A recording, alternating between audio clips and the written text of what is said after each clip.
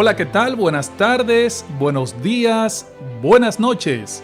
Feliz madrugada, no importa la hora o el momento en que decidas ver este video. Bienvenidos a un nuevo contenido de La Palabra Abierta. Para este servidor es un grato placer el que formes parte de esta gran comunidad virtual. Hoy, señores, quiero continuar con preguntas y respuestas bíblicas. Debo decirles que tengo varias preguntas pendientes en el tintero para irlas respondiendo una a una a nuestros suscriptores que nos la han formulado. Y en esta ocasión nos llega una pregunta desde California. Ha sido enviada por nuestro estimado hermano Anselmo Machado, fiel seguidor de este canal. Su pregunta es acerca del personaje más enigmático y misterioso de toda la Biblia. ¿Saben ustedes de quién se trata? ¿Quién es el personaje más enigmático y misterioso de toda la Biblia? Bueno, Melquisedec. Melquisedec. ¿Quién fue Melquisedec? ¿Quién fue este personaje?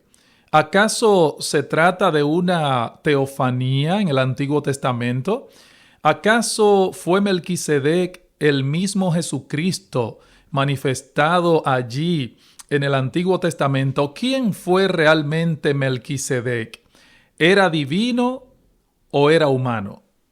Bueno, acerca de Melquisedec debo comenzar diciendo que hay muchas opiniones encontradas entre algunos comentaristas. O sea, existen concepciones divididas al respecto. Algunos creen que se trata de una manifestación de Cristo en el Antiguo Testamento.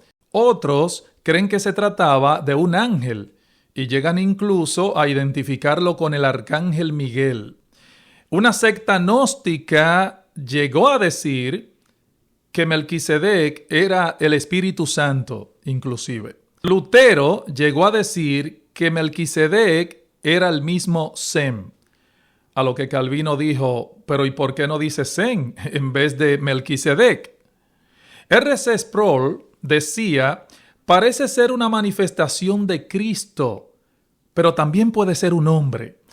Al parecer, Sproul no se atrevió a fijar ni una posición ni otra respecto a quién fue Melquisedec realmente.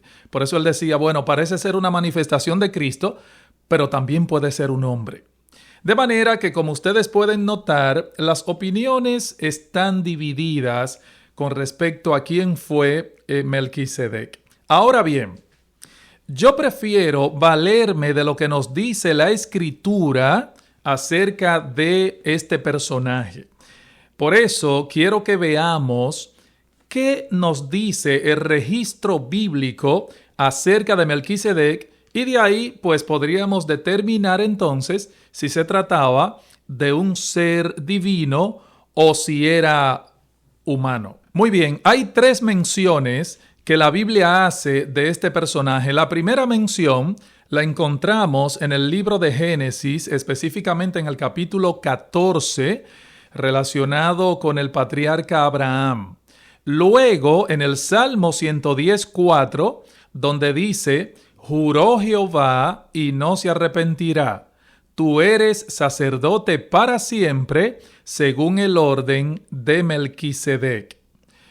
Pero el otro pasaje donde se menciona a este personaje Melquisedec es en el libro de Hebreos. Y precisamente este es el pasaje que más me interesa para poder explicar quién fue realmente Melquisedec, porque para mí, a mi juicio, es el texto donde más se habla de él y el que más luz arroja sobre la persona de Melquisedec, inclusive más de lo que se habla en el Antiguo Testamento.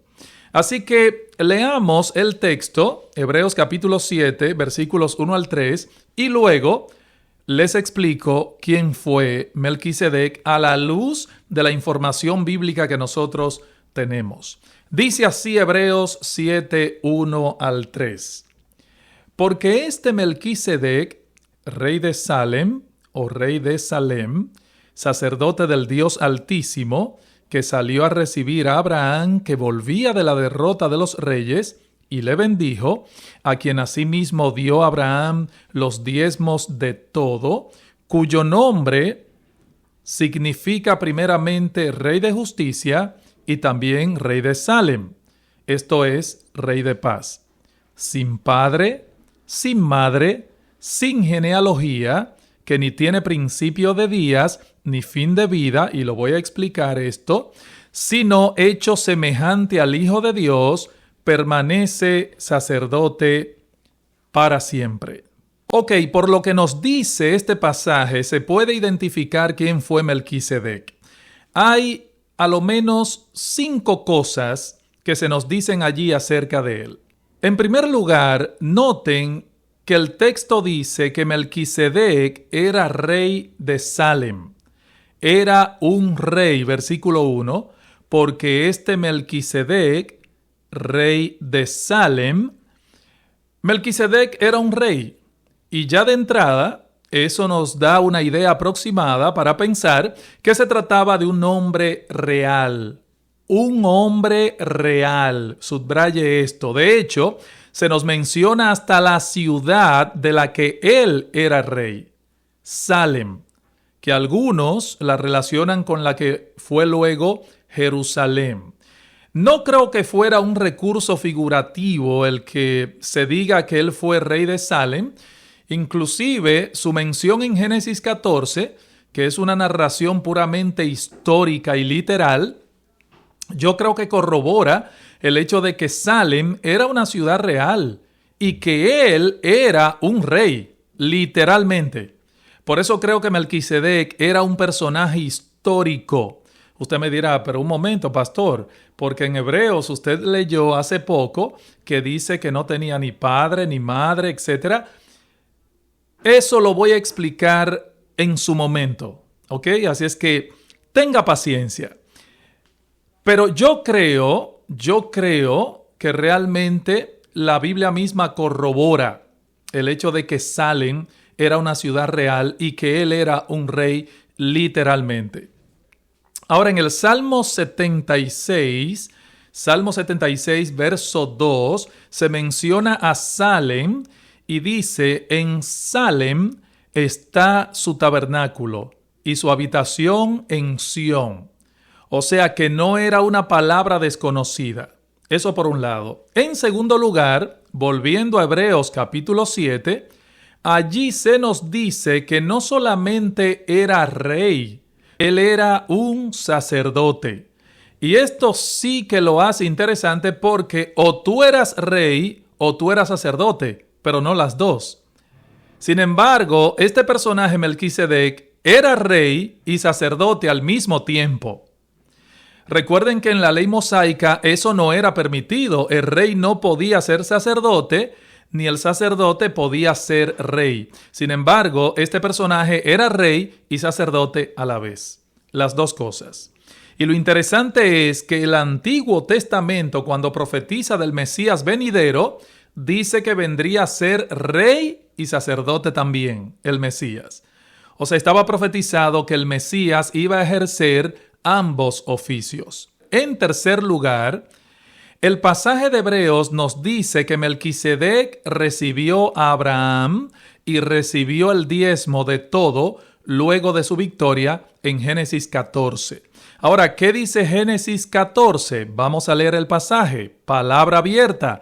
Génesis 14, 18 al 20 dice: Entonces Melquisedec, rey de Salem y sacerdote del Dios Altísimo, sacó pan y vino y le bendijo, diciendo: Bendito sea Abraham, del Dios Altísimo, creador de los cielos y de la tierra, y bendito sea el Dios Altísimo, que entregó tus enemigos en tu mano y le dio a Abraham los diezmos de todo. De paso, esa es toda la información que nosotros tenemos de Melquisedec en el libro del Génesis. Después de ahí ya no se menciona más en este libro. En cuarto lugar, el autor de Hebreos, volviendo al capítulo 7 de Hebreos, el autor nos dice que Melquisedec tiene un nombre significativo. Melquisedec tiene un nombre significativo. ¿Y qué nos dice acerca de su nombre? Bueno, Melquisedec lo que significa es rey de justicia.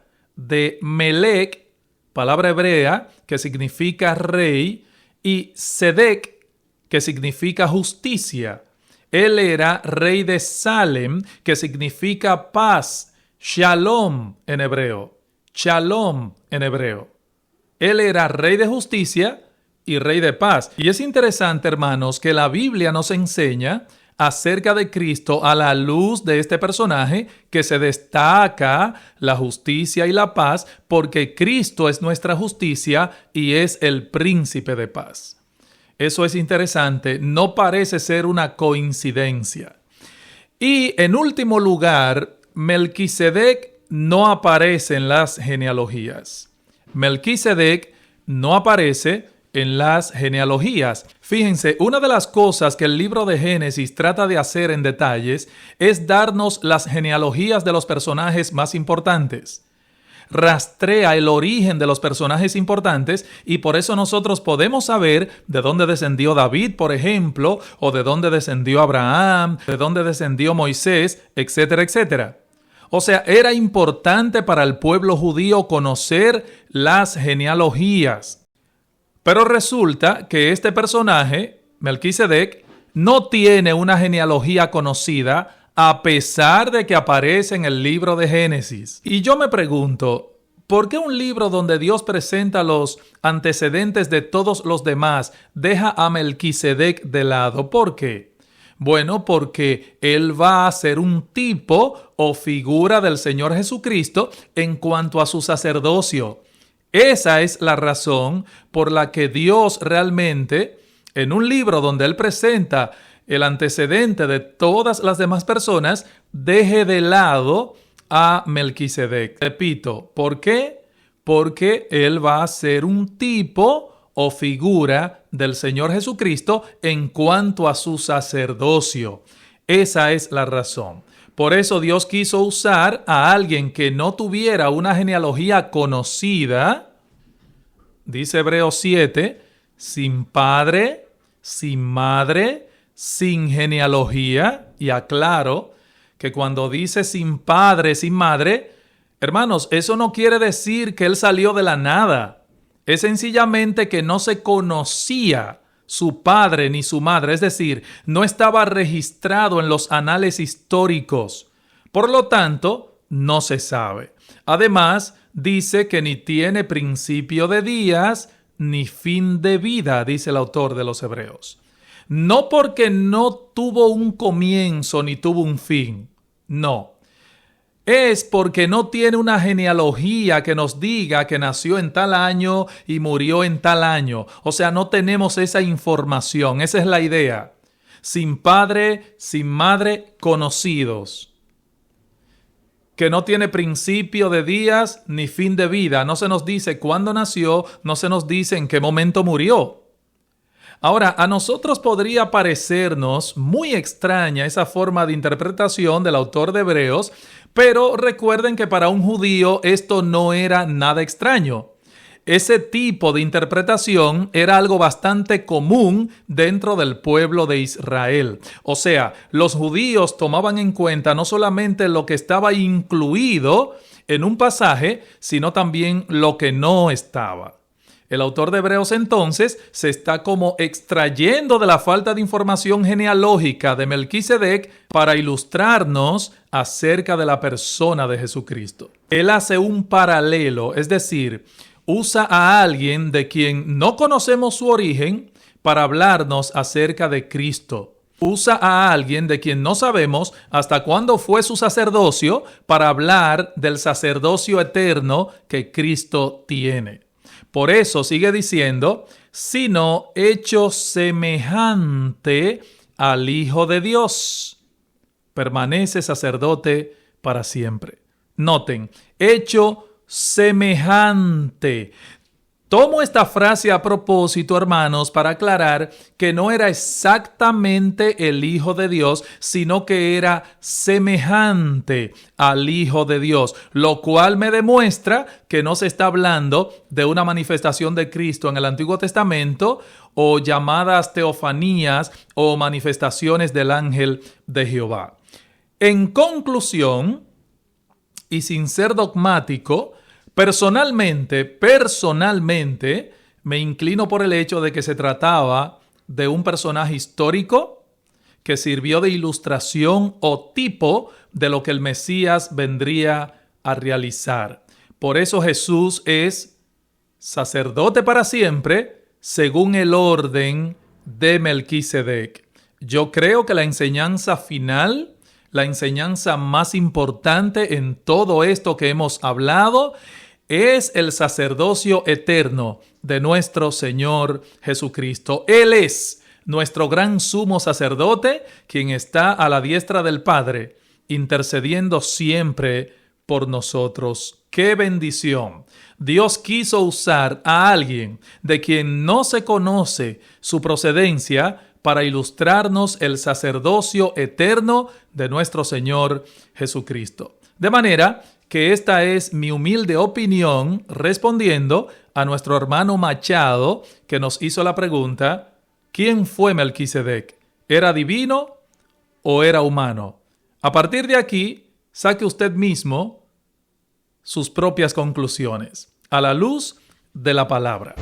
En mi próxima entrega continuaré respondiendo más preguntas hechas por nuestros seguidores. Mientras tanto, no olvides por favor compartir este contenido con otros, darle like y dejarme tu opinión en la caja de notificaciones o en los comentarios.